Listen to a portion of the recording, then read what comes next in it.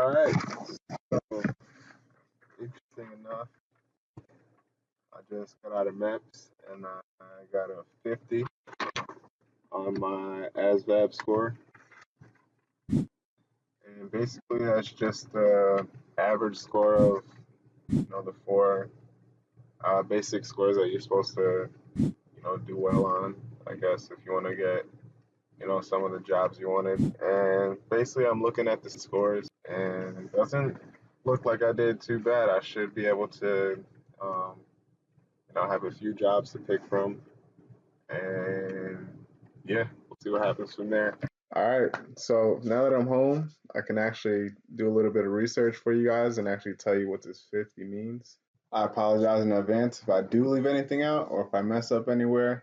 Feel free to drop a comment below if you have anything specific you want to talk about or add on. Kind of want to make this into a forum, just to help someone out. So yeah, just feel free to drop a comment below and talk about basically anything you want that has to do with this video.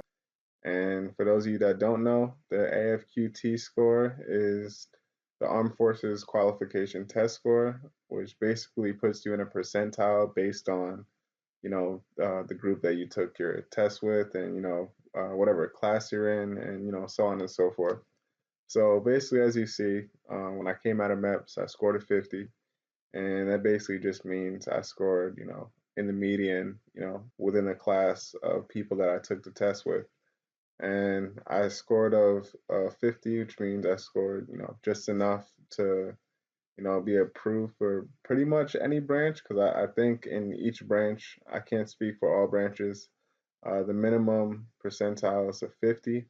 And recently I heard the Army dropped it down to 21, but I'm not going into the Army, and this video isn't about the Army. It's about the Air Force. So yeah, let's talk about the Air Force. Basically, people coming out of high school, they score an average of 31 to 36. That's what's required when you come out of high school. And if you have your GED, then you're required to score 65 or higher. So if you're enlisting, you've been out of school for a while, the average person going through the enlistment process usually scores like a 50 or above. Let's take a look at it. It says right here, the Air Force officially states that applicants with a high school diploma must get at least 36 points on the AFQT. Exclusions are created, however, for a few high school graduates that score lower than 36 but higher than 31. Yet, over 90% of those approved for an Air Force enlistment score 50 or above.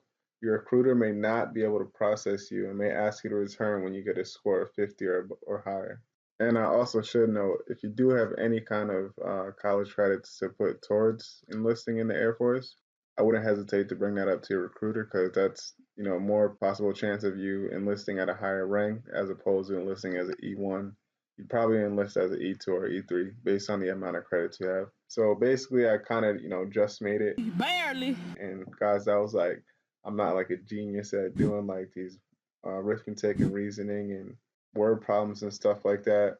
Basically, I just memorized a few formulas that basic formulas that help you do like percentages, fractions, different things that are in the ASVAB study guides like all over the internet. You can find, I'm pretty sure.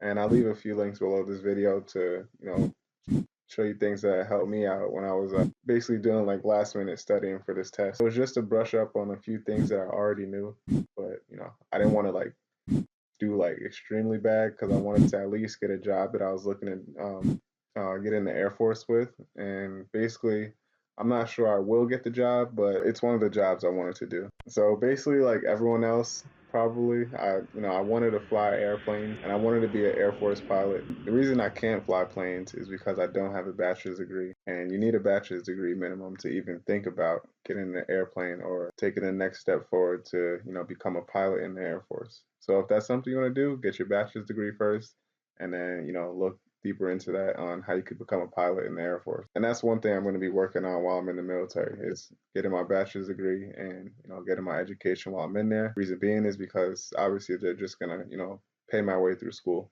right? And that's pretty much the reason like a lot of people join, is to get a better education, or learn some kind of trade, or to even have that military background.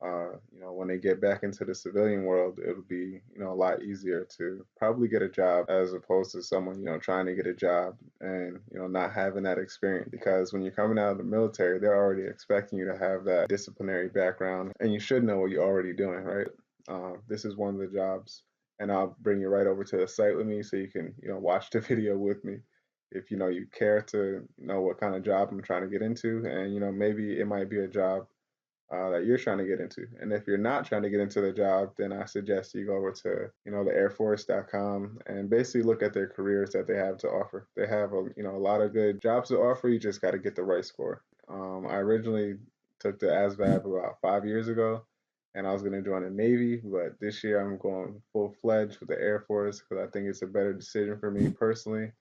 And it might be different for you. So I just want you to do your own research and make a better decision on what's going to be best for you, not based off of what I'm doing. All right, so this is kind of one of the first jobs I'm going to put in for, which is aircraft structural maintenance. I had a few friends that did this, and were in the engineering field, and they really appreciated their jobs, and it's something that I would want to be doing, pretty much just being around airplanes all day. I wouldn't mind working on them. And basically, this video is to show you what aircraft structural maintenance is, if you don't know what it is already. If you want to go to the airforce.com and continue watching, feel free to. A few of the reasons why I want to do this job is because it involves being around aircrafts, pretty much just working on them. And if I can't fly them, I might as well be around working on them, make sure that they're able to be secure for flying wherever they have to go. And that's definitely something that interests me. Probably could have did a little better on it if I didn't wait till the last minute to study. So I would recommend you not to wait till you have about 24 to 48 hours before your test to start studying, or to start studying harder. Me personally, I had to work a lot, so it was kind of hard to study at the same time. But I got up, some studying where I could, and yeah, I didn't completely bomb it, but I got a decent score. And yeah. All right, that's my test results. I'm gonna let you know what happens next and basically see what kind of jobs I qualify for. I will see you guys in the next video.